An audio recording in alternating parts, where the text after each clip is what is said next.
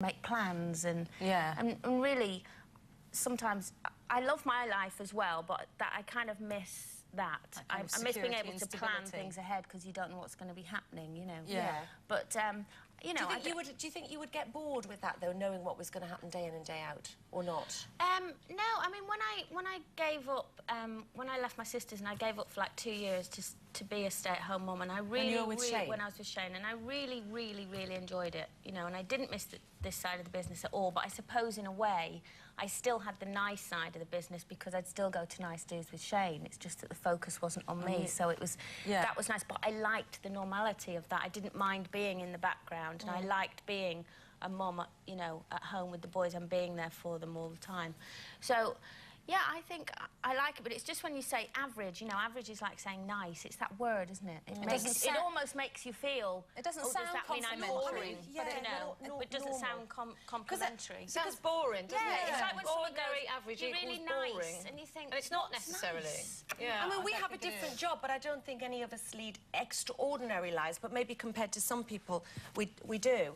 I don't know, I sort of question this a lot, because, you know, when there are times when you're not getting the work-life balance right, and it's sort of there's more work, and I just sit there thinking all I want to do is just wake up in the morning and be a mum and do the school run and do the and I love doing that, but maybe it's because it is balanced with the sort of job that I do. I completely agree with you.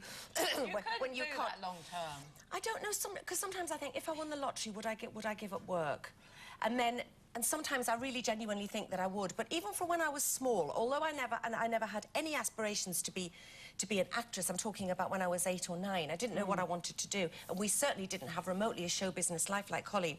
But my godfather is a writer called Ian Lefrene, who wrote Porridge and The Likely Lads and ironically, Our Vida's Impaired. And that's not how I met Tim, but that's sort of all, you know, sort of tied in. And so, as a kid, we used to get taken, Debbie and I, to the BBC studios to watch sort of like Steptoe and Son or whatever. And I remember George, this old commissionaire, used to always say, oh, come on, we'll go and get such and such's autograph. And I wasn't interested because I just thought, no, one day they'll be coming to me to ask for mine. But not in a... That sounds pretentious because I'm making it sound like that, but I never had that sort of thing. I just always thought that I would do something sort of different, and I'm glad that I do something different, but I still want my life, my home life, to be quite normal. I suppose I want the best of both worlds, really. But I do envy people. You're seeking adventure, aren't you? No, I don't think so. I think maybe I used to. I envy people who don't have a lot of aspiration.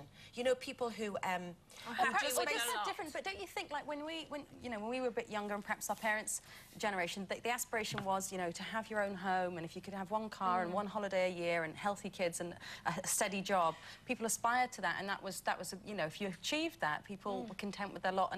But now, because our culture seems to be so celebrity-driven, and everybody wants to be famous, and everyone wants to get on, you know, the reality shows. They have no idea of it, of course. Or they want to win the lottery, because we've now got the lottery in our life, whatever it is. That somehow seems not good enough anymore, you know, and everyone wants to chase that dream. But I mean, and I was probably no different when I was younger, but having seen it quite close up, just as in a privileged position, a fly on the wall in Hollywood, I just want to tell people it's not what it's cracked up to be. There were very few very famous people that I ever met in Hollywood, and it's not, you know, it's not the answer to especially contentment. famous, famous, which is not backed up by any kind of talent or career. I mean, I can't think of anything worse than that, and that's the worrying thing that kids are aspiring to.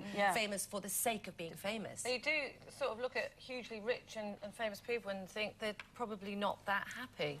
You know, because there is You see them in the papers every day. Well, all the time. No, exactly. See, I don't like the words average and ordinary, because it just sounds, to me, it conjures up images of boredom and being boring, and it isn't necessarily. I think it's, you know, I think it's a nice aspiration to have. I'm not particularly aspirational at all, never have been. I've never really had any plans, I've never really had any ambition. Whatever has happened has just happened, and so, you know, I just go along with that. So in that sense, I think now, don't laugh, and I'm not being sarcastic, but I really do think I have quite an ordinary life.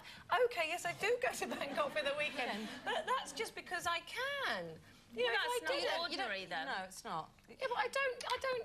It's not ordinary, but, you know, it's just something that I like to do instead of, you know, maybe have children or have a bigger house. I don't have a big house, I don't have a big car. I don't have any of those things. I have quite an ordinary life. I don't really hang around with showbiz types. I don't... Dale Winton brought you cheese to your birthday lunch. Don't you try and get away with saying things like that to us. You know, in the main, I'm happy. I do go to the pub. I just go to the pub with my friends, and that's... But I think that people who seek highs, and I've probably been guilty of that over the years myself, people who constantly seek highs probably experience more lows, which is where maybe been my case. I mean, you see all these people who appear to have it all, and that's just it. Because they have it all, they're then looking to the drink and the drugs to give them that extra high, and then it all ends in disaster. Right, well, our first guest is currently treading the boards in London's West End as a no-nonsense French aristocrat in the romantic comedy Ring Around the Moon. Away from the stage, she's well known to fans of classic TV comedies 3 Up, 2 Down and To the Manor Born, which was one of the most watched TV series of the early 80s. She recently reprised the role of Marjorie Frobisher in a one-off special of the comedy, which once again entertained millions last Christmas. It was a good idea to bring these drinks. We don't want to look conspicuous, do we? Stop! Stop!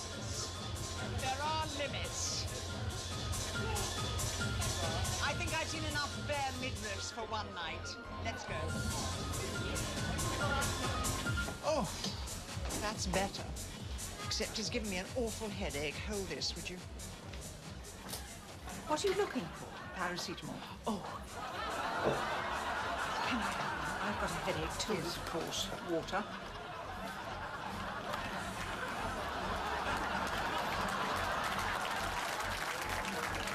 Well, I think we've had all the first-hand experience we need. Let's go home. Oh, no, you don't. Would you two pill-popping drag queens mind coming with us? Please welcome Angela Thorne.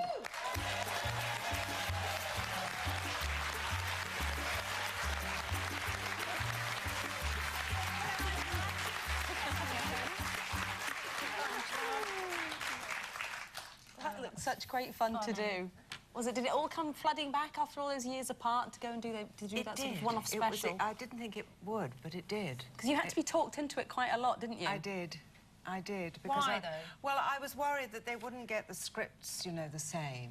And also, we looked 26 years older, which, you know, was a bit worrying. But in actual fact, I think they did rather a good job on the script. And Brilliant ratings again. Yes, very good ratings. Because at the height, it was getting something like 24 million, It wasn't was. it? Something ridiculous. I know. And we got 10, which is considered to be rather good. Absolutely. Yeah. So would you consider, you know, if they wanted to do the series again, sort of bring it up to date, would you go for it, do you think? Oh, yes. Yes. Yes, because it's such fun. And you'd have so much fun, I suppose, with sort of the culture having changed a lot in the past quarter century. I think in the first one they couldn't do it, but I think you could actually bring it up to, you know, these pensioners, you know, Penny and Peter and I are pensionable age now, having to cope with modern life and all the technology and everything. And my husband suggested that perhaps Penny and I could go to a health farm. That would be rather funny. Well, you used to have loads of fun filming it originally, didn't you? Was it in Somerset? Yes. The beautiful little village there. Yes, and we were on an estate which was owned by a private family then, but now it's been turned into a hotel and Warner Brothers have got it. But then it was very cosy and lovely, and there's a zoo. There's a wonderful zoo in the area, in the grounds, and we had great fun with the animals. And we heard you had great fun in the local pub as well, a local hostelry as well. That's right, Well, I yes. did hear a story, tell me if it's not true, that you were once laughing so hard in the pub with Penelope Keith and Peter Bowles that you had a slight accident? No, that was not in the pub. Oh, where was that? No. I thought you were going to deny the story. No, it was worse. It was in the middle of a field. And we had a sequence with a bull.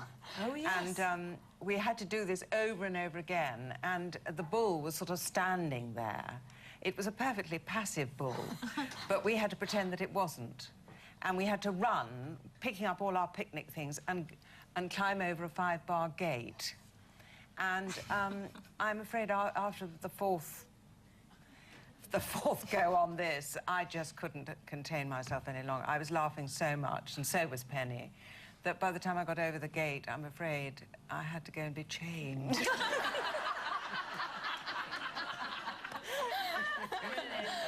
can understand why you'd like to get back together with them and start all over again. So go on.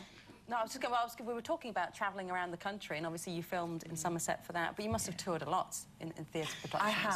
I have, and also I live in Wales. Oh, right. You know, I have live most of the time when I'm not working in Wales, in Anglesey, North Wales. Lovely. So we go, you know, north quite a lot. And would you consider, Angela, that you have, because obviously you've had an illustrious career and continue to do so, but would you consider that outside of that you live quite a normal life, an average life? Very. Do you? Very, very private.